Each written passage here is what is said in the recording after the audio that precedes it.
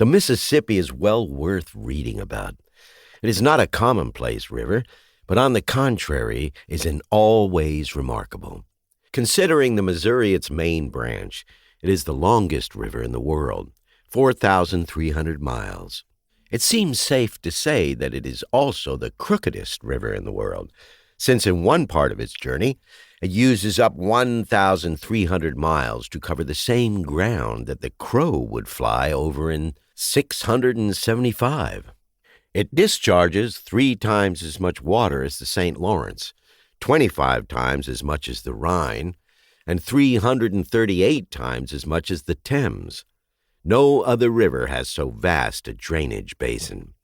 It draws its water supply from 28 states and territories, from Delaware on the Atlantic seaboard, and from all the country between that and Idaho on the Pacific slope, a spread of 45 degrees of longitude. The Mississippi receives and carries to the Gulf water from 54 subordinate rivers that are navigable by steamboats, and from some hundreds that are navigable by flats and keels. The area of its drainage basin is as great as the combined areas of England, Wales, Scotland, Ireland, France, Spain, Portugal, Germany, Austria, Italy, and Turkey. And almost all this wide region is fertile. The Mississippi Valley proper is exceptionally so. It is a remarkable river in this, that instead of widening toward its mouth, it grows narrower and deeper. From the junction of the Ohio to a point halfway down to the sea, the width averages a mile in high water.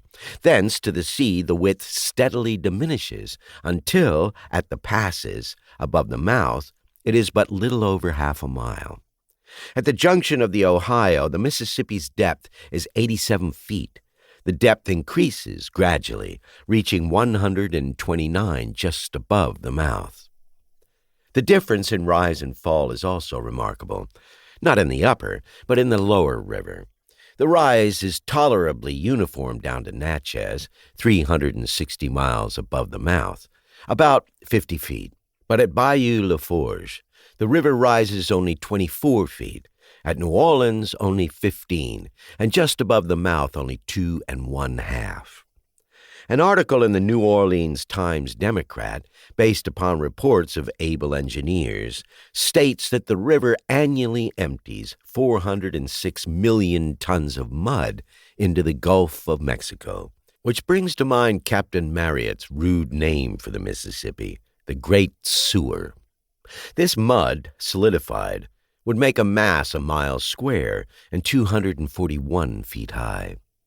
The mud deposit gradually extends the land, but only gradually.